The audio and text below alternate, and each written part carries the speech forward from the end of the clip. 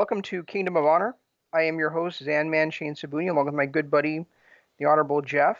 Hello. And thank you for joining us here on Lords of Pain Radio's YouTube stream and also on Kingdom of Honor's YouTube stream. Um, you know, this weekend, my wife and I drove about 4 hours to pick up a puppy, drove 4 hours back. So we have a brand new 3-month-old puppy. And when I put him outside, he kind of turns around and stares at me, and then I kind of push him down the steps with my foot. And then he looks at me like I punched him in the soul. Huh. And that's how I felt watching Genesis 2005. We had watched Bound for Glory 2005 last week, and then there was the Impact special. And then Genesis I was so excited for. And then there was that mess of an opening. And then there was PJ Blanco versus Raven. And then there was that absolute clusterfuck of a hockey match. But then Christian goddamn Cage saved the day. From the moment Christian Cage was introduced, that show all the way through was hot fire. So Genesis 2005 did not end up failing me. It ended up being another great show. I agree, but I was thinking, especially through most of it, that it feels like a standard Impact. Really? It felt like a regular TV show. I mean, like you said, we had the crap at the beginning, then we had the PJ Polanco, and then we had, the hockey stick match, and then there was the ending felt more like a TV go-home show than the end of a pay-per-view.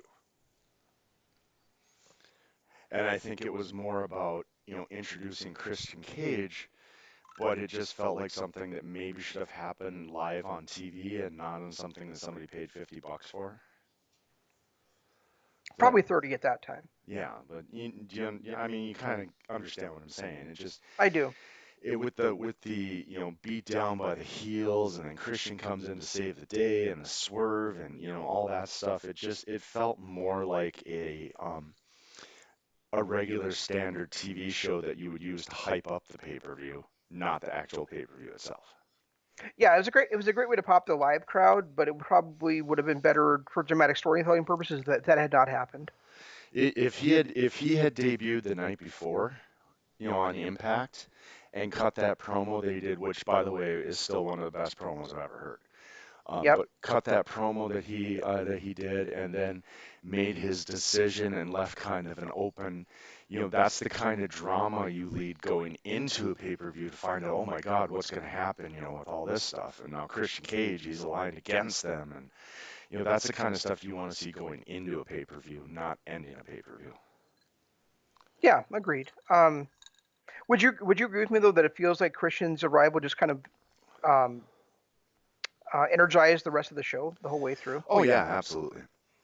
I was a little bit shocked. I, for some reason, don't ever remember him, debuting on a pay-per-view, but that's probably because, like I said, it felt more like an episode of Impact than an actual pay-per-view. I mean, the only thing, It's probably true that he gave a very similar promo the next Impact, which I haven't got to yet. So. right? Yeah, I mean, his promo was amazing. It was one of the best I've ever heard, and it's funny. I remember texting you at the time saying that, you know, 15 years later, we're still having the same discussion and how everybody wants real pro wrestling, and that promo he cut reminded me a lot of the one that Matt Jackson cut at the end of not Double or Nothing, All In, Hmm. about how he wants real pro wrestling and wants to give the fans what they want, and he doesn't want to be a part of comedy or all these like whatever other things. It was almost like Nick Jackson was paraphrasing the promo that Christian cut 15 years earlier, or 14 years at that time. Yeah, maybe. I mean, it was almost. But I think it was actually a lot of it was. Actually, it was 13 at the time.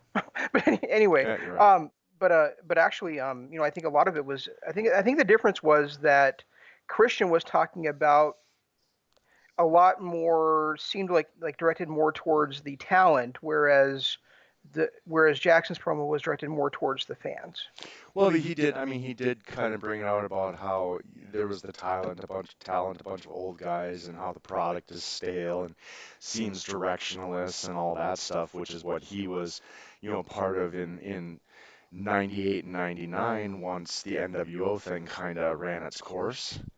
Hmm. And he was a part of that in WWE. It was the young, hungry guys that wanted to make names for themselves, and they were going up against the old, tired product, which was WCW. And then, at that time in 2005, that was after the whole SmackDown 6 thing. That was, once they started really kind of jamming the two shows together and not really having directions with storylines, and people were, it was all about Cena, and it kind of became more of a cluster than anything. And he was referring to that. It was now a bunch of older guys that they had really no direction. The company had gotten stale, and he wanted to be with a younger crowd.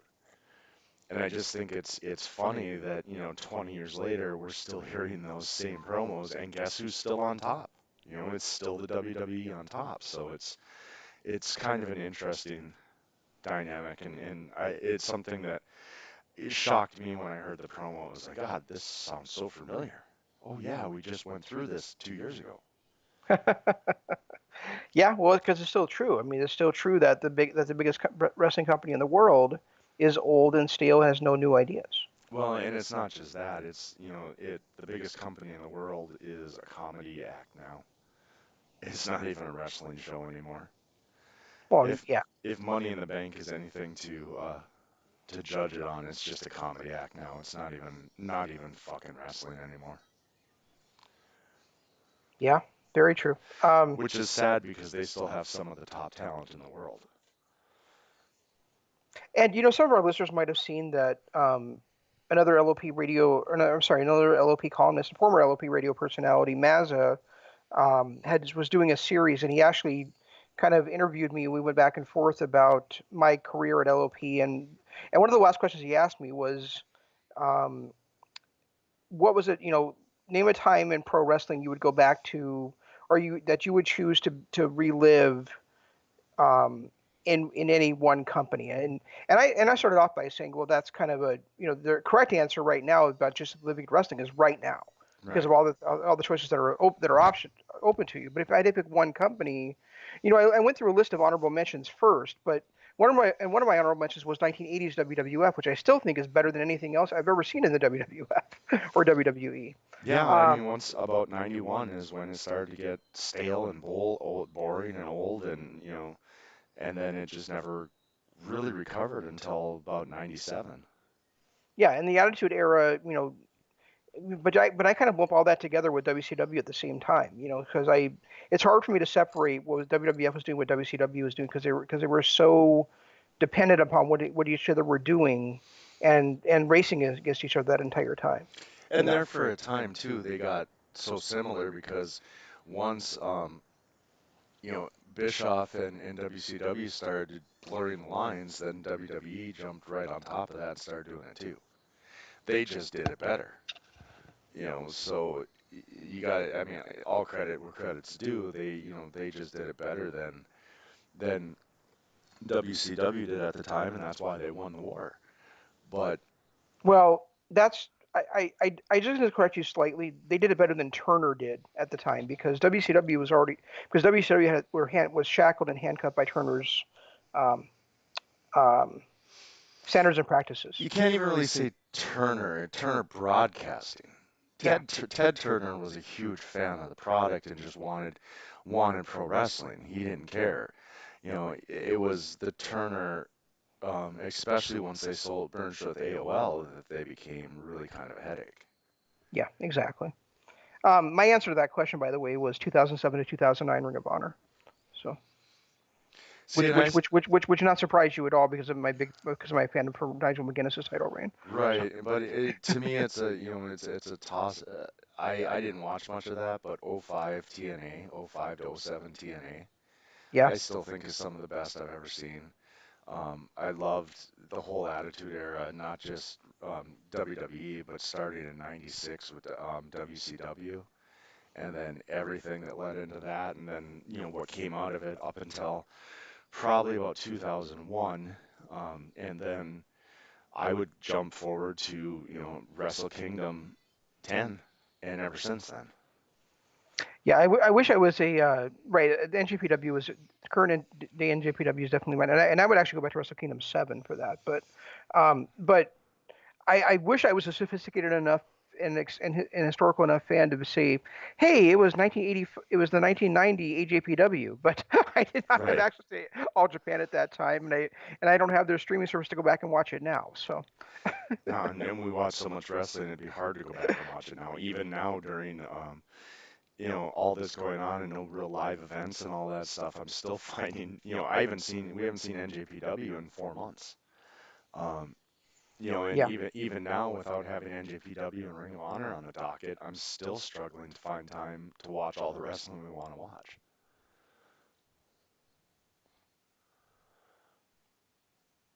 Right, exactly. And I mean, I think it'd be funny to maybe take like one. I should say, we probably could have done it, but just like 1 month at some point and just get the All Japan streaming service and go back and watch some Kawada and Toshiaki and all those kind of guys and just to give us sort of a little bit of taste of what it was like back then. But Well, and because of our watching NJPW for the last 6 years, we kind of understand Japanese a little bit better. So at least enough to make it out what's going on. exactly. Um, all right, so let's get back into the show. So we already talked about how the show started with Raven facing a mystery partner who ended up being PJ Polanco, which for those of you who don't know is just incredible. Or if you've never seen Just Incredible, then Aldo Montoya. Jeez. I just heard Jeff's heart. Oh, and oh wow. I just pulled up the Wikipedia rundown. Yeah, Shark Boy defeated Nigel McGuinness in the opening dark match of this. I know. Doesn't that suck? We didn't get a chance to watch that. That would have been interesting, especially because I mean this is 2 years before his Ring of Honor run that you love so much. And I think it's a couple of years before we got the best version of Shark Boy too. Oh, once he started his Stone Cold bit. Yep. Yeah. But I know we're not there yet because Eric Young is still part of Team Canada right now. Yeah, and we'll get to that. There's I get well, I guess there's no better time than the present. I mean, Petey Williams is just severely underrated even back then. And it kind of hurts me a little bit that he got stuck with Big Papa Pump and became Little Petey Pump because he was just so good when he was a captain of Team Canada. Yeah, and this time he's actually the longest reigning X Division champion of all time. I don't know if that's still the case, but at least at I this thought point right here he is. Christopher Daniels was. Uh, no, I think didn't they say Christopher Daniels had it and then Petey Williams overtook him for it, or is it the other way around? It was the other way around.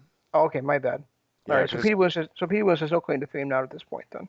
no, but except for the fact that he's just really, really good, and that that annoyed me that his that people popped more for a run-of-the-mill, no DQ match where we didn't see anything extraordinary happen between Abyss and Sabu, and then we watched just this classic by AJ Styles and Petey Williams, and people sat on their hands.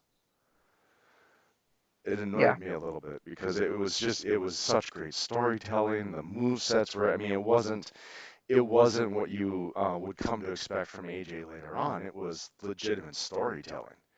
And they told such a great story. They had great back and forth. That spot with I've seen a lot of crazy, insane stuff, especially when you start looking at junior heavyweights and things like that. But I still think that the most insane spot I've ever seen was that one that Petey Williams when he did the Snapdragon on the ring on the guardrail. yeah. I You know, that could have been I mean that's like a split, an inch further, and AJ's out with a broken neck, probably ended his career. well, you remember last year when we talked about Naito versus Ibushi. Right. They were doing that same spot on the ring apron, and we both said like there's nothing good that could possibly come of that. No. Either he hits it perfectly on the ring apron like he did, or he misses it by an inch and Ibushi goes flying into the guardrail or into the concrete and breaks his neck. So it was amazing to me to watch this. I don't think I ever saw Genesis 2005 before. So to see this actually happen in a match, I was just sitting there going, yeah, there's no way that's going to happen. I was like, holy shit, they really did it. Yeah, So, I mean, this happened in a match, and again, 15 years before it really became a mainstream thing, and we're bitching about wrestler safety. right. It just, when I saw that spot, it just blew me away. I was like, holy, how is no that no? Why would anyone sign off on that?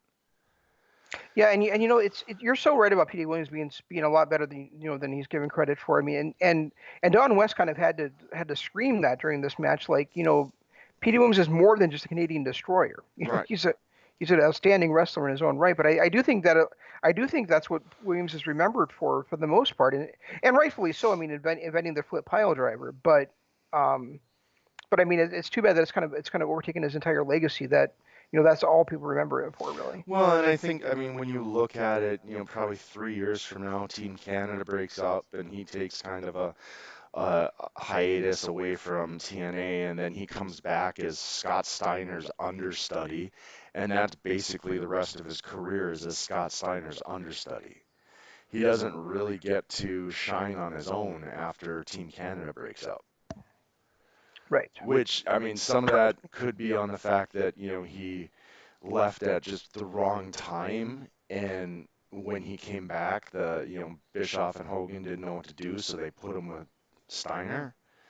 I don't know, but it's just a shame that this guy, because this guy could have a similar legacy to um, what AJ has, Right. and he's really kind of overshadowed and everything because he never got to those AJ heights. Well, he was never really kind of given a chance. And it makes me wonder because around that same time was when they wanted to take AJ and make him Ric Flair light. And they wanted him to dye his hair and start wearing the robes. I mean, he started wearing the robes, but he refused to dye his hair blonde and do the whole strut and all that stuff. But it makes me wonder, had AJ not, stuck to his guns and said, absolutely not, I'm not doing that, would AJ be where AJ is now?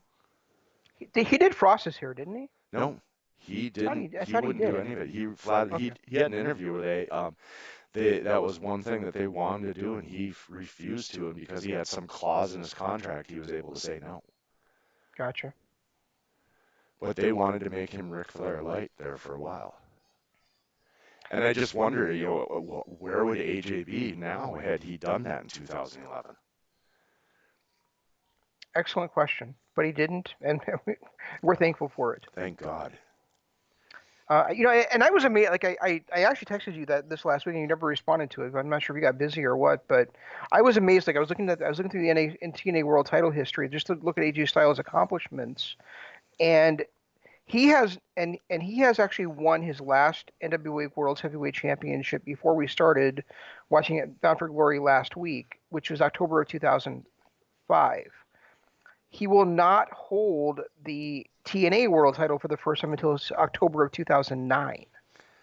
Yeah, 4 years without it, which, I mean, when you see the direction that he goes now, he becomes more of a tag team wrestler. They really wrap the X division around him for the next couple of years, and he becomes, once he starts with Christian, he becomes more of a tag team guy, and then he ends up in that program with Christopher Daniels for a while, before Daniels leaves and goes back to Ring of Honor, where he's Daniels' tag team partner, and they go on and win some titles together, and there's a lot. They have them in a lot of different directions, but when I think about it, over the next 4 to 5 years, you've got Christian and Jarrett who are battling pretty much at the top the whole time for the next 2 years.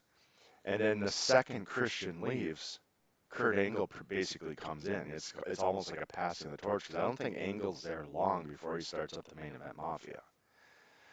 And you've also got Jeff Hardy. You've also got Abyss. You've got all kinds of other people there to step up to Jarrett. So I guess I don't know. But also too, it's not long before the Jarretts sell it off to Dixie Carter.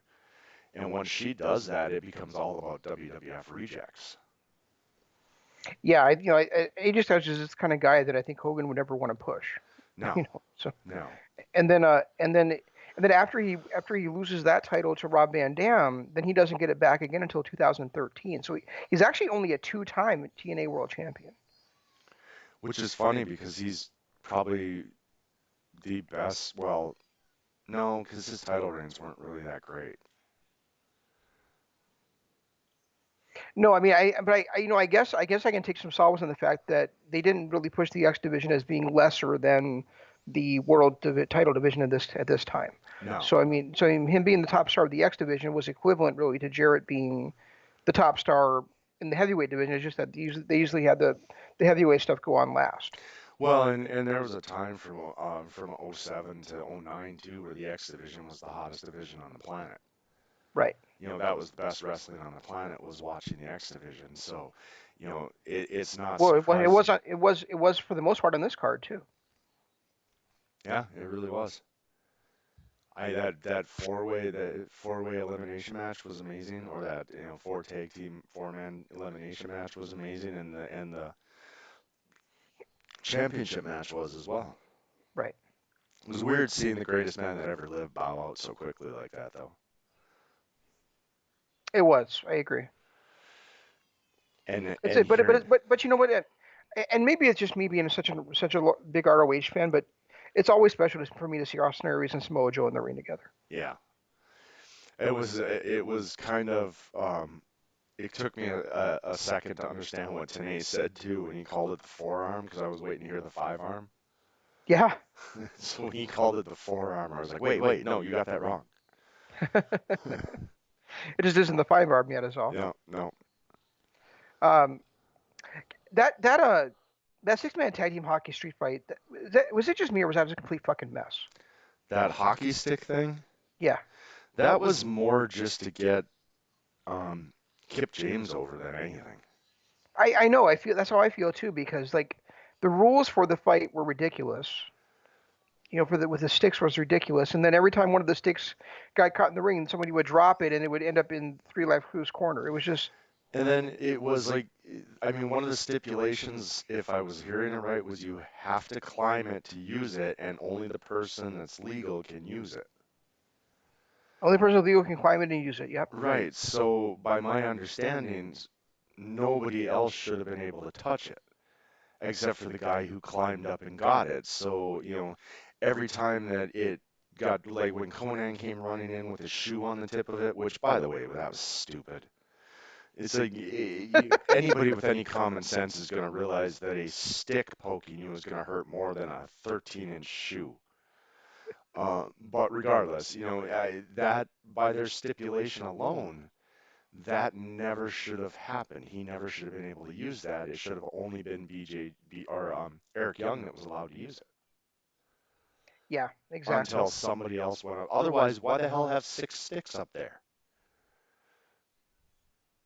Yeah, I really did not understand that match, and it was the rules were ridiculous, and the other thing that bugged me about that, and see if you can follow me here on this, but BJ James started climbing up to the top to get one of the hockey sticks, and then he was like, oh, it's too high for me, I'm scared of heights, Right. and he tagged in Ron Killings to go ahead and get it. Then next time BJ James is legal in the match, then he actually does go ahead to the top and get it. He climbs up to the top to get it. Yeah. Yeah. Yeah, and then there too with like you said, the whole stipulation to Eric Young climbed up and got his stick when he wasn't legal. Kip James grabbed it and broke it, so technically Eric Young never should have been able to go up and get another stick. He should have just been done with it.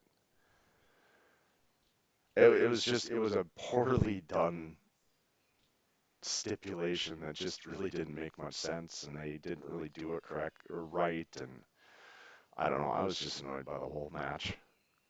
Yeah, when they had initially announced, when they originally talked about it on that Impact special, I thought they were going to have it as a, it's basically like an all-out brawl. But I'm kind of glad they didn't because that would have then interfered with the thrill of the main event. So. Right. Yeah, and that main event was just insanity. Wasn't it though? I My actually put in my description of tonight's show that if it was awesome, but it's also kind of a primer for what we're going to see the main event of AEW's pay-per-view.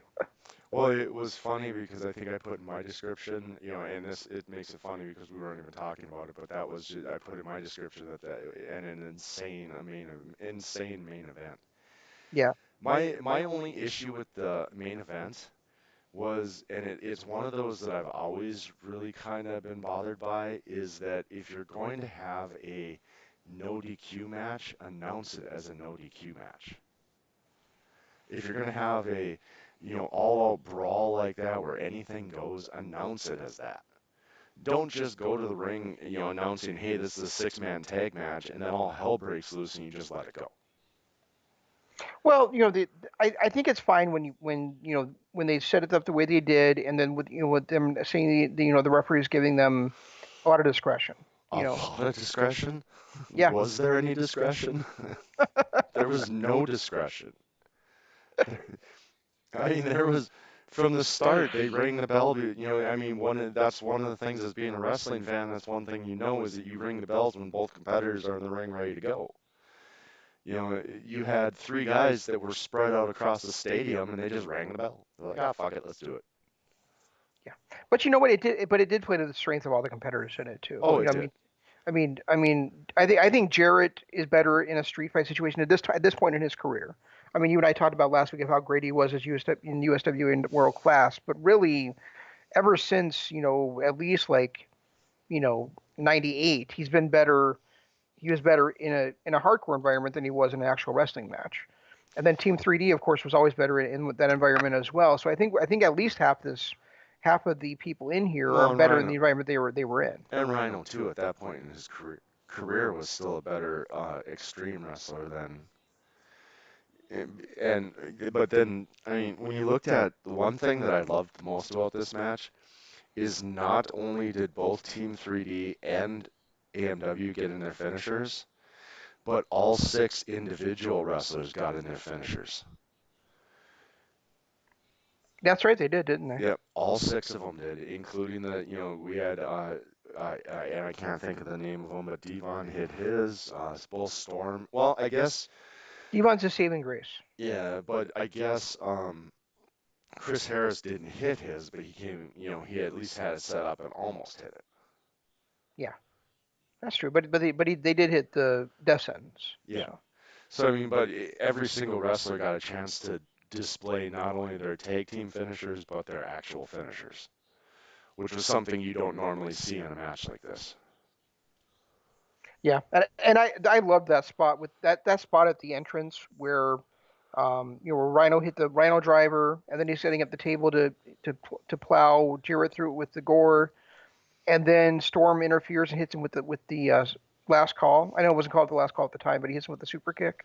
He That was really well set up and really well executed. when he kicked his face off. Yep. You hear people talking about kicking their face off, but very rarely does a guy blindside someone with a super kick and knock him all the way off the ramp. Yep. That was amazing. And let's give Rhino credit for tumbling down those stairs too. Oh yeah, absolutely. I am still disappointed because all I wanted to see was a gore through that table from the backside. Yeah.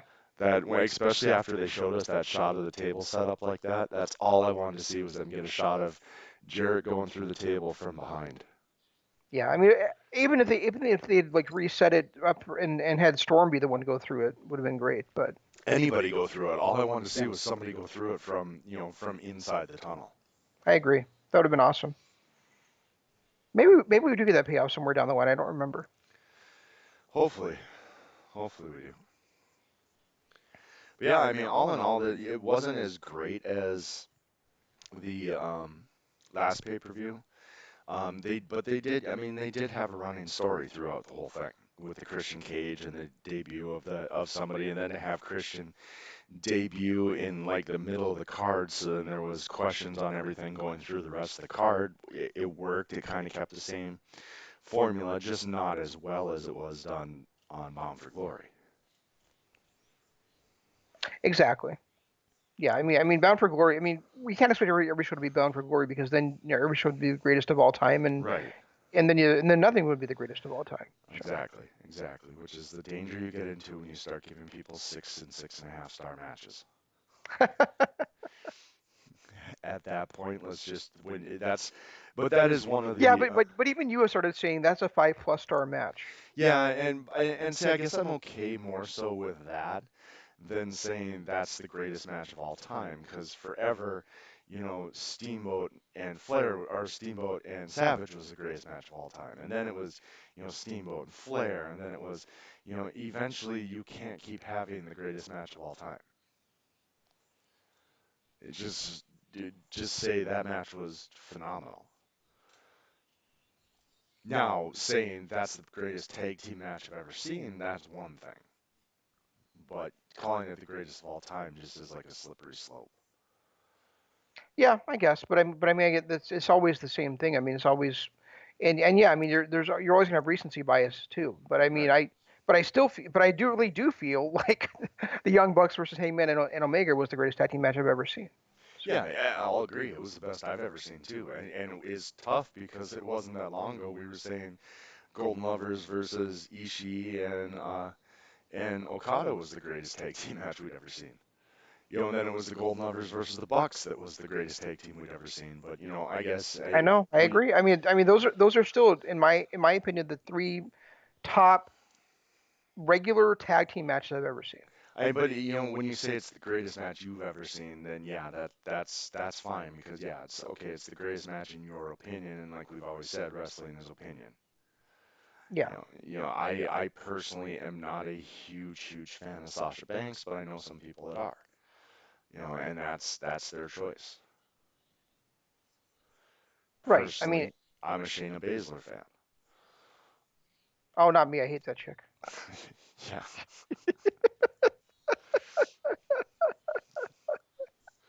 Although I am starting to Uh, really enjoy Dr. Britt Baker, I'm not gonna lie. I'm definitely starting to enjoy her. yeah, I like her character a lot. And she's pretty good in the ring. But I also think Shane. I still would take Shane over any other woman I've ever seen wrestle. Oh, absolutely. But Britt Baker, it's amazing how less than a year ago we were saying that she was unproven and not a very good wrestler, and it's just watching how far she's come in a year is absolutely astonishing. Yeah, absolutely. Um, I guess we should also talk about the fact that this is the not that we don't have anything else to cover, but I mean this. We should also talk about the fact that this is the last time we'll see Jeff Hardy on pay-per-view now in TNA for 4 years. Does he go back to WWE? He does. Yeah. I think he has some more substance abuse problems, and he goes back to WWE until he has that run, and then it's in 2000 at SummerSlam 2009, or actually the Tuesday after SummerSlam 2009. I guess I didn't realize that because wasn't it? Um, it was before '05 when he won the title there, wasn't it? No, no, he did not win the title in WWE until 2009. Okay. 2000, maybe 2008. He might have won the WWE title in 2008 and the world title in 2009, but it's something right around that time. So does Matt go to TNA before Jeff does now? I think so. Because I remember, Matt was still a big deal in WWE at this point. This was the time when he had, well, he had his tag team going with MVP, and he had, and shortly after this is when the whole incident with Edge begins. No, shortly before this is. I thought it was '06 when all that started, with him getting fired and then becoming, um, basically getting his job back because of his presence on the internet. I'm almost 100% sure it's SummerSlam 2005 that he faced Matt Hardy, but I'll look it up right now. That Edge faced Matt Hardy? Yeah, because I thought he faced John Cena at SummerSlam 2006. I don't know, I guess. I'm looking it up just to see, because I could be wrong. I don't, like I said, I told you this before. I was all in on TNA during this time. So there was a period of time when I wasn't even watching WWF. Once Cena moved over to Raw and dropped his whole rapper gimmick is Hmm. when I was done with WWE, and I didn't look back at WWE until Orton and Legacy was around. Like I missed all of Evolution. Yeah, I don't blame you. Yeah, yeah. SummerSlam 2005 is when he faced Edge and that knock and got knocked out by him. Okay. I'm looking to see when he came into TNA. Okay, so the Hardy Boys reunited in 2006 in ECW, WWE ECW, obviously. Right. And so actually, Because Cena went to Raw in '05 after WrestleMania in 2005. right. And then shortly after that, he had turned into Super Cena, which is what we know now. I mean, he still had his little bit of his edge, but for the most part, he had turned into Super Cena and was just a vanilla babyface to the point where even the spinning title wasn't spinning anymore. And then that was about the same time that TNA debuted on Spike. And once TNA debuted on Spike, I was out. I was out of WWE, and all I ever watched was TNA until kind of the rise of Orton with Legacy. So actually, Matt doesn't go to TNA until 2011. So I was wrong about that. Okay, But I remember him being there before that. So he must have been there a couple of times, maybe in 2005 before he signed back with WWE. possibly. So I remember him being kind of in Ring of Honor and TNA at the same time. Well, yeah, because he was in Ring of Honor in 2012 when he was leading the Kingdom. Right. Okay, so maybe that's what I was talking about then. Yeah, so not till 2011 is he in TNA, which means unless they get their shit together and add those impacts on there, we're not going to see him on Impact there. Oh, they're not. Those aren't on there, huh? No, it goes till 2008, and then there's nothing on there. Then there's nothing until 2015. What is with these companies that like Ring of Honor is having that issue too, where I mean they're now because they have time and they have no other shows and they need something to put content on. They're finally going back and scrubbing some of those older ones, but I don't understand. Is where does a company like TNA and Impact lose those rights to where they can't even broadcast their own stuff? Um, I don't. I think TNA signed it over to Viacom at some point during the maybe that was part of getting Spike to resign them to a new contract was that they had to give up those rights. I have no idea. But I mean, there's stuff in Destination America and all those other stuff. They still have the rights to it. It was their probably their second deal on with Spike with or slash Viacom that they don't have that, which is really sad because it's not like Viacom's gonna do anything with it. I mean, they're not gonna fucking broadcast TNA's past shows on Paramount Network. No. And wasn't that 2011, 12, and 13? Wasn't that when Fortune was big?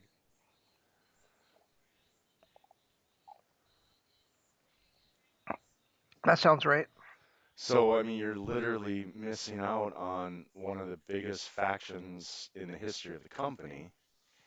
Yeah. I mean to be fair, the way that you and I have followed WWE for years is just watching pay-per-view to pay-per-view. So we can always do the same thing for TNA. It's just that we Oh, would just miss the impacts. oh, So yeah, okay, that's not a big deal. But I don't have time to go back and watch all those impacts. I mean, well, no, but if you think about it, that's that's actually like during the rise of Matt Hardy's character, where he first won the world title, where EC3 turned on him. So I mean, you'd miss a lot of the rise of EC3 if they don't have that stuff on before by the time we get there. oh, wow. I guess I didn't realize that that's when EC3 was a big deal. I thought he didn't really become anything till about 14 or 15. Right, that's it. But I said there's a little bit in 15, there's a little bit in 16, and then it's basically 17 on that's on there after 2008. Oh, okay, yeah, okay, that sucks. So basically, when Dixie was having financial problems, she sold the rights. Yes, Bitch. yes, that's probably what happened. But yeah, I mean, hopefully there's something they can get the rights back from Viacom because, like I said, what's Viacom going to do with it? Well, what's Viacom going to do with the X-Men at this point? Or not Viacom. I'm thinking Sony and Spider-Man. Because they're not making money off Spider-Man. It's the Marvel Cinematic Universe that's making money. Well, no, they're still creating a Spider-Verse with like Black Sable, and they're creating a Morbius movie. They're doing another Venom movie. They're doing a Carnage movie. So I think they'll be okay because it's not just Spider-Man; it's the Spider-Man universe. Yeah, but outside of Spider-Man, it's not as. But then again, too, I mean, Iron Man was a great character, but wasn't the household character he is now, had it not been for the way that Marvel did him. I'm looking forward to Morbius. That's gonna be awesome. You're looking forward to what? Morbius. Morbius? Yeah. Yeah, I don't know. It was another part of this though I, that was I I think Sony will take it. I'm sorry. I just think Sony will take things in a darker manner than Disney ever would on the Marvel side. So I think having something more like Carnage and Morbius and things like that is going to be pretty awesome. yeah, probably. One thing too that was kind of not really explainable was at this point in time, isn't Samoa Joe and a face and CD a heel? I think they're both heels at this time, actually. I thought Samoa Joe was kind of a face because this was during his where everyone was chanting and cheering about his dance and all that stuff, and getting behind the Joe's gonna kill you chants and all that stuff. Yeah, this is pro wrestling, Jeff, and in that time, and for even back in 2005, people cheered who they wanted to cheer, regardless of their alignment. Not Yeah. as much as they do now. I mean, I seem to remember people. Well, yeah, I guess you're right because this was around the time when people were cheering Triple H and Legacy, and Cena was technically a bad guy, but people were cheering him. Yeah, I mean, I don't think Joe was a babyface here at all. It just was kind of odd watching him turn heel against a heel, and it almost kind of makes it's almost kind of making it to where Christopher Daniels is kind of going to be a babyface after this with the way he got beat down. Hmm. Yeah, I think so. Yeah, definitely. I think that's the case. But I do think that Joe was at least a tweener if he wasn't a full out heel at this point. Oh, he became a full out heel because this is when he started coming to the ring with his Buddy Towel. bloodstained towel and did that until he had his payoff match with CD. Yeah, it's hard to remember him and never. It's hard to remember that he didn't always do that. But obviously there had to be an origin to the towel. Oh yeah, So this is yep. so this was it that we saw This was on the the show. origin, and he debuted that bloody towel when he came out to stare down AJ. And you know what? I know there's been 8-man elimination matches with more drama and more stakes than this one did. But goddamn, this was a great one. This might be my favorite one I've ever seen. Well, this was well done because clearly Joe and DCD were the top two Hmm. draws to this, especially at this time. I mean, we all know what Saban and Aries and Shelley and Strong all become, but Hmm. clearly this was a stage for Daniels and Samoa Joe. Right. Chris Sabin was kind of on the rise. He was like the top of the face side. Bentley had his whole following, but this was a weird mixture because I never looked at Matt Bentley as being somebody that was going to team with a Chris Sabin. He fit more in with Christopher Daniels and Samoa Joe at this time. Where Roderick Strong kind of fit more in with the other side. Sanjay Dutt, I've just never understood. Good. Thank you for saying that. I was going to say I was just about to ask you what your opinion on Sanjay Dutt was because I never got the appeal of him. Yeah, And that sprinkler is fucking stupid. yeah. I mean, he was always pushed as some really big deal, and I just never got it. I never got the love for Sanjay Dutt the way that TNA pushed him. He was never anything special. He was never anything flashy. He was never anything that was, um, something you would look for. He would have made a perfect heel because he was a foreigner. Because they didn't do anything with him as a babyface to make him likable. And I hate that stereotype. I've always hated that stereotype. You're the foreigner, so you're the heel. But if you're not going to be the heel as a foreigner, you have to at least be something special as a face, and he wasn't. So sure he was, Jeff. He was the original player from the Himalaya. And he did that stupid sprinkler dance all the time. Whatever the hell the original player from the Himalaya is supposed to mean. I, I, Yeah, I feel the same way about Sanjay Dutt in 2005 and probably like through 2009. I'm trying to think how long he was there, but did about DJZ. Zima Ion to me, Yeah, I never really bought into. I always felt like he got over pushed too. I never really bought into the whole DJZ thing either. Yeah, but even as Zima Ion, I thought he was, Oh I wow. thought he was overrated. So He's a producer now with WWE. who is? Sanjay Dutt. Oh, really? Yeah, his real name is Ratish Bahala. Hmm. He's Okay, currently signed to WWE as a producer. interesting. He started working for TNA in 2003 in the X Division, winning the Impact X Division Championship in 2017. He also competed for Global Force Wrestling when Jarrett was trying to start that up. Wow, I didn't. He literally just left Impact. 2017 to 2019, he was with Impact. Wow. Why? I don't know. And how did we not see him before now? Oh, I know, because he's Sanjay Dutt. Yeah.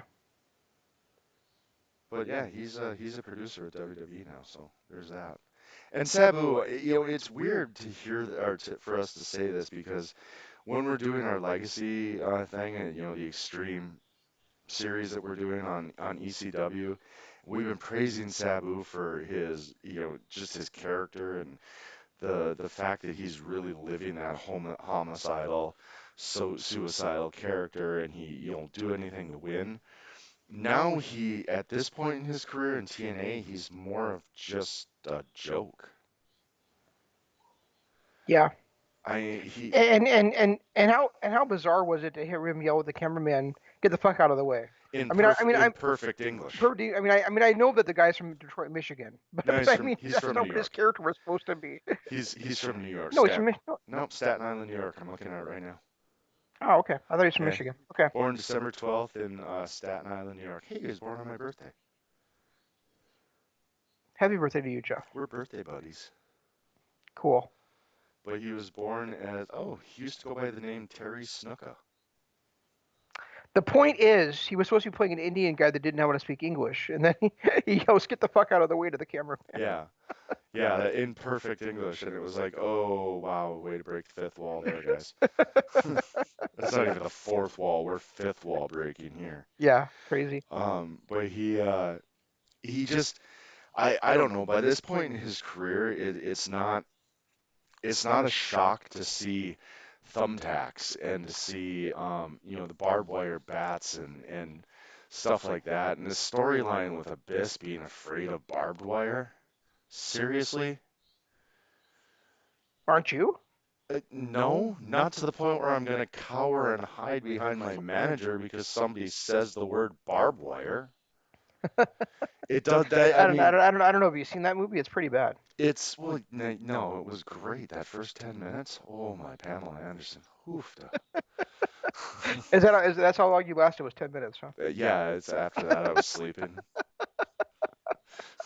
I was worn out after 10 minutes. I had to take a nap. Nap through the rest of the movie. But Understandable. it's just Then one of those. then you woke up and took a shower and washed your sheets. Yep, and then rewound it and watched the first 10 minutes again. um, the it's one of those things that it's such a stretch from his character that it was so bad that I didn't I could not get into that whole thing, and it was leading into it too, watching those three impacts. It was just like, really, this is the storyline we're gonna go. He's deathly afraid of the word barbed wire, Apparently. and then he didn't play it up. Like, you would think that if you're that afraid of barbed wire, you would know where it is all the time, and you wouldn't even want to slam your opponent on it because it might touch you. Yeah, it'll be interesting to see how that evolves because obviously somebody's no longer afraid of barbed wire because his ultimate weapon is Janice, which is wrapped in barbed wire. No, it was the thumbtack. It was the nails through the 2x4. Janice was the nails. Oh, was it? Okay. Yep, All that right. was. You're thinking of Foley's barbed wire bat. I was thinking of both actually. I did. I guess I didn't. But yeah, I think you're right. Yeah, Genesis was the. Yeah, it is. It is the nails, isn't it? Yep. Okay. Janice was the like literal. I can't believe you're actually bringing that to ringside and threatening to hit somebody with it because that could straight up kill them. Yeah, I always like think about things like today is showing like this is the anything goes match. It's like, well, why aren't they bringing a fucking machine gun out there with them? But it's clear it's because they want to get more personal than that with each Well, other. yeah, I mean, it's pro wrestling. They need to get down dirty and personal, and you know, we're, but it's Flamethrower, motherfucker! I actually, I mean, I thought this was another very well done pay-per-view. It's we've talked about this before. When you watch the greatest thing ever, it's hard to come back and watch the next one and not be like, oh, that was kind of a disappointment. Hmm. But the reality is this was so well done too, and it followed a lot of the exact same formula that Bound for Glory did. And you can tell that this time in TNA, they're really kind of developing that formula to where it really kind of hits its stride in '06 and '07. I just wish this had felt a little bit less like an Impact with the jobber matches in the beginning and the craziness with the that stick match, and then you like to save those kind of beat downs for an Impact. You don't want to you want the ending of a pay-per-view is always supposed to be the payoff to the heel storyline, to the heel versus face storyline. So Team 3D and Rhino getting the win and standing tall is the payoff. Right. Not having the bad guys do the beatdown and then the good guys come in and save them and then the swerve, that's like I said, that's a go home show moment. That's not a payoff to a pay-per-view moment. The payoff to the pay-per-view is that the heels got their comeuppance and the faces were standing tall. And Right. I think that's a And lot of and the and and, reason. and that's what Bound for Glory did so well is that the Team 3D had not been seen for a month, and Rhino had to go through all that all those obstacles in order to overcome to win the world championship, and so he won the world title, but then he was getting beaten down in Team 3D returns after being having the feud and all that shit. So that's what Bound for Glory did so well. Whereas I think they tried to recreate it a little bit too much and did overbook the ending of this one. Well, and see, that's like I said, the ending of Bound for Glory was really overbooked, and we talked about last week. Had it been any other match, any other time, and a different circumstances, I would have been screaming all high heaven that that was overbooked and garbage because of it. But the way it was done throughout the night made it work so well. This one, like you said, maybe they were trying too hard to recreate. Normally I don't like the run-in at the end of a pay-per-view, but I guess it's not so much the run-in that I have an issue with. It's like the debut, and this was a Christian debut. This shouldn't have been Christian, doing his little heel swerve at the end, or his little face swerve at the end of it. No, not at all. That actually made it worse to me. Is like what was the point of him showing the Team Canada thing and because nothing would have changed with the situation if he had not done that. You know. Right. So Yeah, it just felt more like a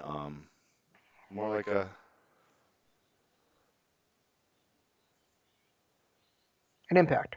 yeah. Yeah, I know what you're trying to say. All right. So anything else for this week?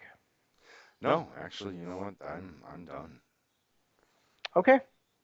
So where else can they listen to us at, Jeff? They can listen to us all over the place. Hopefully, one of them places they're listening to us is not only, I mean, is on our YouTube. And, we got, I guess we're broadcasting live right now on two different YouTubes on our personal one, kingdomofhonor.com, or I mean YouTube / Kingdom of Honor, and then also on YouTube / Lords of Pain. If you're listening to us on either one of them, go ahead, hit the like button, hit the subscribe button, ring the notification bell, especially on the Kingdom of Honor one, because we do this not only twice a week with um, the wrestling, but we do hit, we try to at least once a month hit a YouTube exclusive show. You can also check us out on our Patreon channel. It's patreon.com/Kingdom of Honor. Everything we do is up there in the archives. And then we do exclusive only Patreon shows, which unfortunately we're not going to get to this week. We're going to be shooting more towards next week with it. But, with the long weekend coming up, we got a little more time to watch some stuff and maybe get caught up on some stuff. But, um, be sure to go to patreon.com/Kingdom of Honor. Subscribe to us, ring some, or do some notification.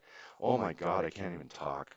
Um, Subscribe to one of our tiers. Help us out, donate a little bit so we can keep this going. And then of course our Twitter. I'm at Rigi Co-op. He is at ZanmanLOP. Best way to find us is hashtag KOH and hashtag DAD.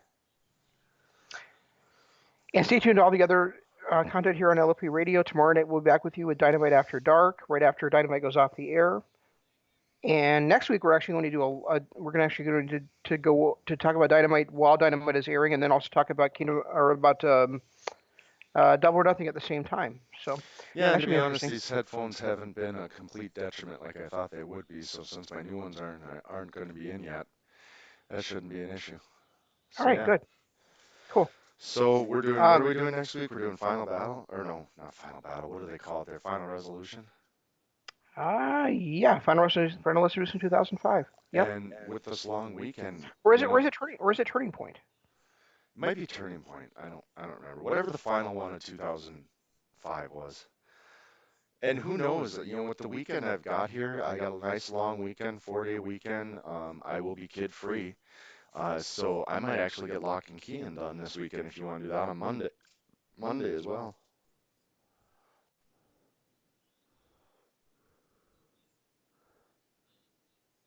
Did I lose you? Shane, are you there?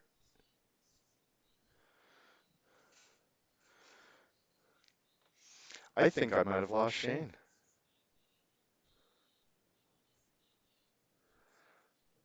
Looks like he is not here right now. So I don't know. Since I have lost Shane, I guess we'll have to talk about that. Um, do that and talk about that another time. As far as be sure to listen to the rest of the week here on Lords of Pain on YouTube channel. As tomorrow night we will be covering AEW's Aftershock after Dynamite live on our YouTube channel, as well as Lords of Pain Radio YouTube channel. Also, Imp will be here on Thursday, and I believe Ms. Fan is here on Friday covering something that's, unfortunately, that's something that Shane's got access to. So, guys, steal a phrase from my partner, long days, pleasant nights, and I am going to do my thing and say goodbye.